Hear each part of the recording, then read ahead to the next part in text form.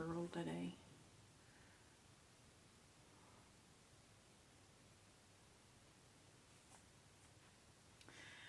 Welcome, family, friends, and neighbors. Welcome to my community. As I have a nose itch, if you are returning, also welcome. If you're new, welcome.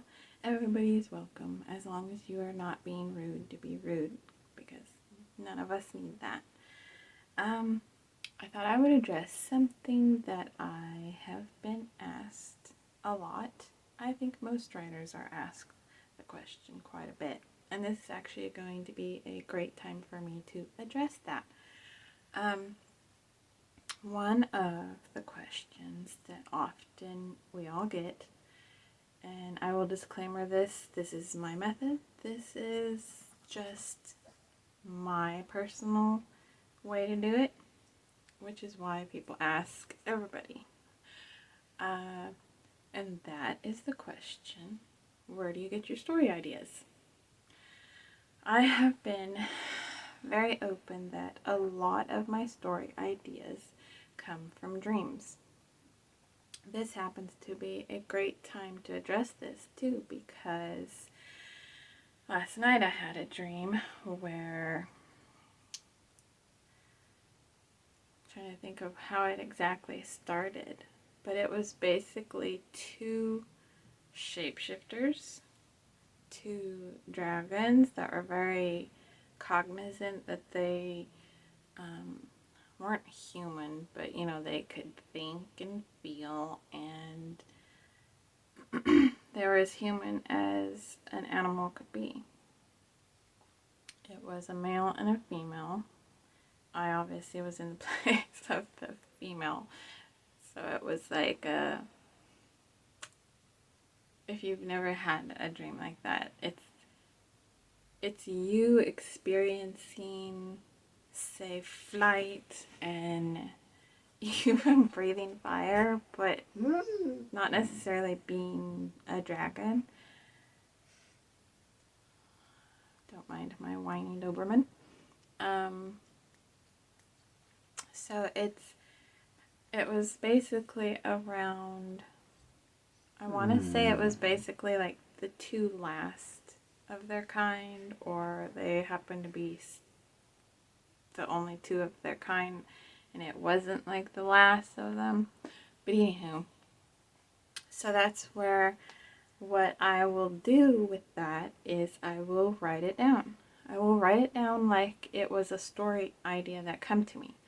A lot of story ideas. This will obviously be an ongoing video question and answer thing, because as I think of ideas or as I think of different ways of gaining them, I'll do more. But what I do with this dream is a lot of people have the impression that they don't remember dreams.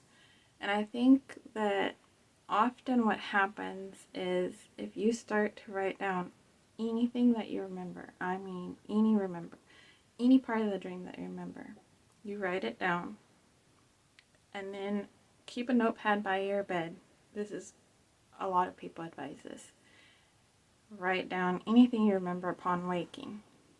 The more you do that, just like anything else, the more your mind is like, we want to remember this. So it starts working with you.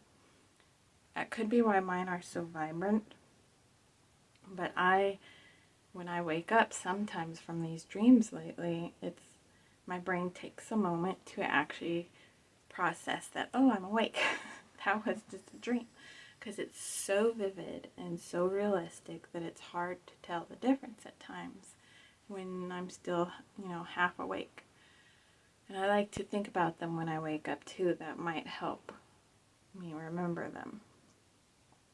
But I'll take that dream and I will write it down in a what if question, in a story plot, like I am trying to sell it to somebody. I will write down the female character as I think of everything that was there. I will write down the male character. I'll write down the plot, any little details I think of. That will end up being a scene or the entire story, depending on how long the story ends up being. Now, how I can take that and create a story idea from it just from asking questions. I'll do a little bit of that just, to give you an idea. You can generate a story idea over time with practice from dreams like that or from anything. If you think of a what if question, that is going to be a good idea for a story start. Does it mean it's going to be your bestseller? Does it mean it's going to be the best idea ever? No. There are actually books that I wrote. Some of the story ideas you're not going to enjoy. That particular one I was going to grab, I was not a huge fan of. When I published it, I was like, I liked it because I wouldn't have published it otherwise, but it wasn't my favorite. It turned out to be one of the best sellers as soon as it hit. Usually it takes time for books to roll out in terms of sales, but Honora is the one I'm talking about. As soon as I published her, a lot of people picked it up. And I was like, definitely not a good judge of my own work. So, even if you think a story idea is bad, it might not actually be that bad. Because I don't judge my work. Well, I mean, I judge my work. Everybody judges their work. But in terms of, I don't judge it where I'll hold it back if I don't necessarily madly love it. Same with story ideas. I let my brain percolate. I let my brain work on it. And I decide if it is something that will grow. And by grow, I mean, usually it's the advice people give of if something keeps poking at you, work on that one. For me, it's a gut feeling. I follow my gut feeling for pretty much everything I do in life. Always have. The only time that I didn't listen to it proved to me to always listen to it. It was not a good experience. So when I read a story idea, when I write a story idea down, when I develop it, if I feel something, it's almost like a little whisper inside. Or anticipation. That's a good feeling word for it. If I feel anticipation and a tinge of excitement, that's when I'm like, this one, I need to work on this one. Whether I keep going with it is the question. Because I always have stuff in development. I always have stuff in outlining. I always have stuff in writing and editing.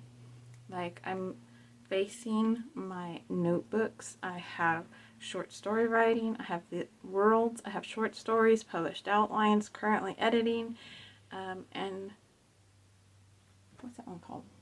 Developing ideas. So I can develop an idea like this dragon thing, and what I will do is I will generate this story idea just strictly from that. I could generate a story idea as you get better with practice.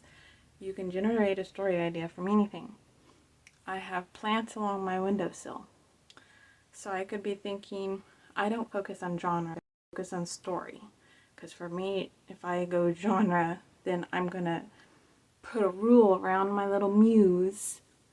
And the muse is going to go, don't want to play. I don't like rules.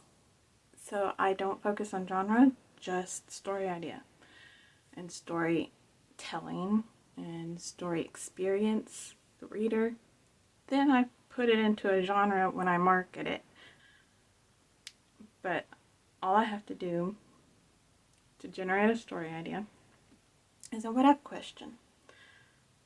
Since I have plants on my windowsill, you can't see it, but it's usually in pictures I show you, you'll see it. It's my little mini garden of stuff that I experiment with, seeing if it'll start to grow. So what if all those plants were alive? Not in the traditional sense. What if they came to life? We can draw from Little Shop of Horrors. Loved that movie. We can just think of, what if the plants suddenly took over? Then you go from there. What if they took over the entire house? What if inside those plants, once they took over the entire house, they created a portal? You can draw from that. Where does the portal lead? What if it's another dimension? What if it's a good dimension? What if it's a bad dimension? You just keep asking your questions. Just keep asking what ifs. Sometimes stories start for me with characters, sometimes a sentence, sometimes a what if, sometimes a scene, or I want to say landscape, but like, I'll just say landscape, nature, like you're seeing, looking out a window and you see everything, something like that. I might see a land or a world in my head. Sometimes story ideas you can even generate from this one. I think I got from Holly Lyle. She has some great resources and courses to check out. It was either her or my short story creative writing course I took some years back. But they suggested getting titles, like news headlines, and just looking at them. So obviously right now a lot of stuff is more focused on bad things. But occasionally you come across titles where you just scan the headlines and you will see something that says, say, something quirky. It's really good. You will see something that says, man found duck in his grass. But then you can ask stuff off that, like, was it alive? Was it fake? Was it wooden? Was it not actually a duck in terms of what we consider a duck? Maybe it was a name for something, not an actual animal. What if duck was a little tiny alien that just happened to appear in the middle of his yard and started talking to him? What if that alien was trying to find its way home? What if that alien decided to jump in his body and devour his insides, take over his life, and suddenly become him and become a pod person?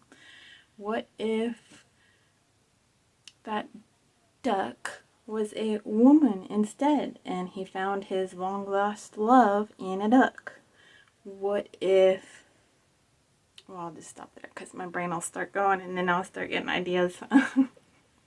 I don't need more ideas. That's enough ideas. So that's really all there is to it. It's not something where it's only the elite have it. It's not something that you have to pay a special price, a special course just to do it. It's just your own mind. Release all the constraints around your mind. You have to be willing to frankly accept you're crazy. Accept your crazy side. Not you are crazy, although writers are a little nutty. But you have to just let yourself go.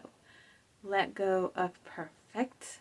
Let go of this is my bestseller. Let go of sales thoughts. Let go of marketing. Let go of all constraints that you're putting around your brain. And simply ask questions. Push your brain to the limit and keep letting it get pushed. For me, I find that if I engage too many conversations with too many people and I don't have any limits on that, that kills my creativity. If I am exhausted, that kills my creativity. If I am constantly upset, if I am working all the time, I sympathize with people who have full-time jobs, and I sympathize with them not having as much creativity in them, because when I was a nanny, I also sold Avon, and I also was a house sitter. So, needless to say, my creativity during that time was not at its highest. When my creativity is at its highest, I have fewer obligations in my mind, like fewer people I have to get back to, fewer people I have to keep track of, fewer people who are constantly demanding stuff of me. So a lot of the time, if you're finding your creativity struggling, look hard at your life and look at where you can adjust, but also know that it's training, it's practice, and it's letting yourself zone out. That's all you're really doing, is zoning out. Some might hold back because they're afraid, say, of allowing that crazy side out. Like, oh, that's too far. You don't have to use that part. You don't have to have that part judged by anybody. You could write that there's some guy gonna... I better not do that because that's gonna be on YouTube. I was gonna talk about boom booms and all that stuff. You can write anything down. Doesn't mean you're gonna use it. Doesn't mean that people have to judge it. It just means you're writing stuff down to get your brain going off here, off here, off here. And it's like a root system. One branch is here, one branch is here, and eventually you find a story forming. We'll go into how important it is just to write the story, just to get it down, edit it later on. But for a creative part of the ideas and everything, any idea can come from anywhere. You can be sitting there and have just a random thought, like, what if we are all robots? And that's enough. What if we do live in the Matrix? That's enough. I had actually asked Will last night, I think it was last night, but it might have been in the afternoon.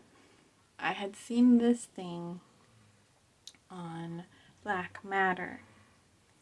So I had asked him a question about it. And that was enough for my mind to start percolating on everything. Could have also been why I started dreaming about dragons. Because I'm not sure if I'd watched anything with dragons. My brother was watching the newest Resident Evil that got uploaded. And I love those movies. So I will be checking that out soon. While it's a free movie week on Showtime, I want to say. Because I love Resident Evil. That might have been what spurred a dragon dream. Weird things go in my mind and spur weird ideas. But generating story ideas is just letting go of that muse. Letting your muse play. Releasing the bonds around it. And don't have other people judge and poke at it. The worst thing in the world for a writer is to be around people who shame them, diminish them, put walls around them, because then we do it to ourselves. And we struggle to let go of everything, because then the inner critic is in there telling us how stupid that idea is and how we shouldn't pursue it. But it could be anything. Even a conversation can spur a story idea. Later I will probably discuss other ways to do it, but off the top of my head, that's what I think of. Especially because this is a great time because of that dream I had. So when I write that down, I will write it down as if it is a story idea. And then one day I might pursue it when I need a story idea. Maybe I won't. But at least I will have it down. And I do not judge my thoughts. I judge my thoughts on everything but story. When it comes to storytelling and ideas, I have learned to just let go of the reins. And once you start practicing more and more, developing ideas, it just takes questions. Just question. Everybody who knows me knows I question. I constantly question. I poke at questions. I poke at you. I want to know what you think, how you work. And that's what story development is. Take one question, ask others around it. Who, what, where, when, why, how, what if. That's how you come up with story ideas. It can be around anything. You can look at a blank wall with a speck of dirt. That can be developed. You just keep asking questions. What is the dirt? Why is that dirt there? Who put that dirt there? What does that dirt represent? Why is it not cleaned off? Who didn't clean it off? Who's supposed to clean it off? Just keep going. It can be anything, anywhere, any what if. Those are the biggest ones I always use. Who, what, where, when, why, how, what if. Those questions off of any question or any thought you have will give you the best story ideas. If you'd like to try it down in the comments, feel free. And somebody can ping pong off you, ask more questions that you might not think of too. And you can see how easy it is to even ping pong off people. The best way to help somebody spur an idea, same thing. Say I say that I thought of that dragon dream. I wrote that down there. Someone says, are the dragons the last of their kind? What kind of dragons are they? Who are the dragons? Why dragons? Can they change back to human? That's how to ping pong off somebody. Ask them questions. Just ask questions. You don't have to give them the answers. Just ask them those same questions. Who, what, where, when, why, how, what if. Ask that and just keep asking questions. Just keep ping-ponging back and forth with a partner, friend, best friend, editor. Anyone can be a muse. For me, Will has become a huge muse because I talk to him and ideas just start. Because he likes thinking about the same stuff I do. Jeannie is another one. That's my editor.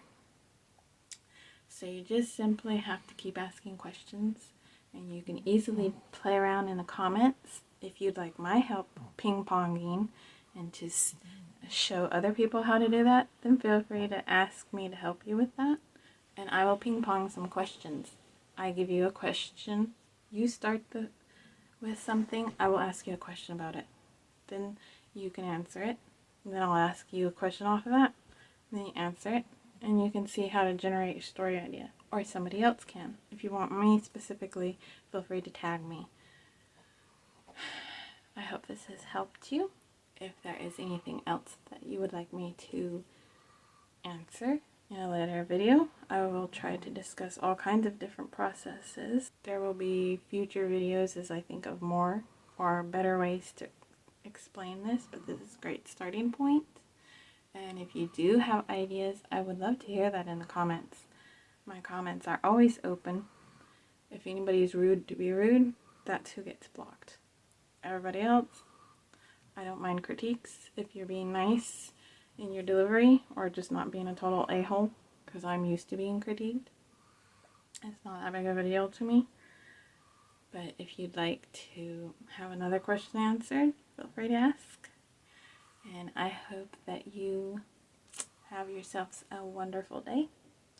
I hope that somebody either brightens your day or you have the chance to brighten somebody else's day. And I will see you in the next video. More to come.